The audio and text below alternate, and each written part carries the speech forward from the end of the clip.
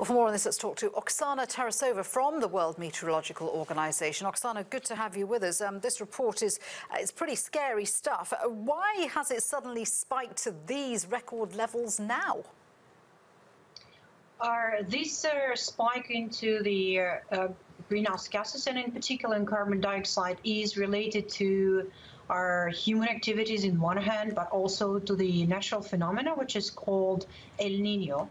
We know that during El Nino events, the uptake of carbon dioxide by terrestrial biosphere is actually reduced, and there's also some episodes of biomass burning that provide a direct contribution to the levels of CO2. And this report goes on to say, without rapid cuts in CO2, we'll be heading for dangerous temperature increases by the end of this century. What effect is that going to have on our world? Actually, we are put in the report one very interesting perspective, what has happened to the world when it was at such levels.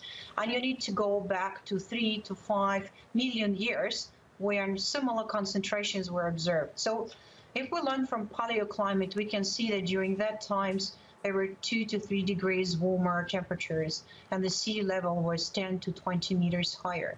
Where we end up with that?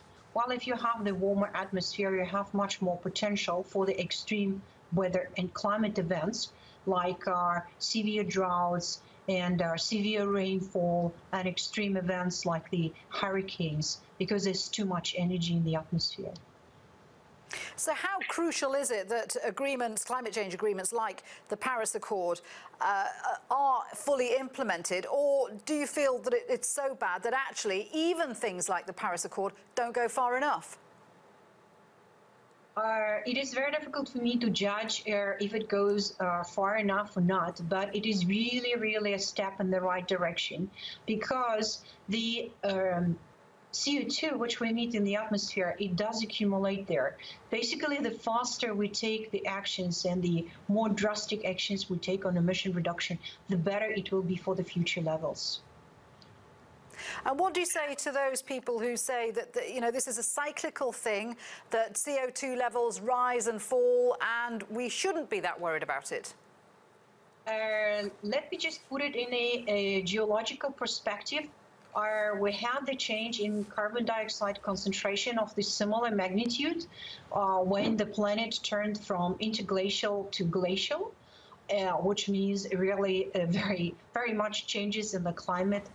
And that has happened from, let's say, 9,000 to 23,000 years backwards. So the whole change was 15,000 years. What we've done, we put the same amount of carbon dioxide in the atmosphere within just 100 years. You see, there is a difference between 15,000 of the natural cycle and 100 years that we've done now. Oksana, thank you for putting it into perspective for us. Good to speak with you. Oksana Tarasova there.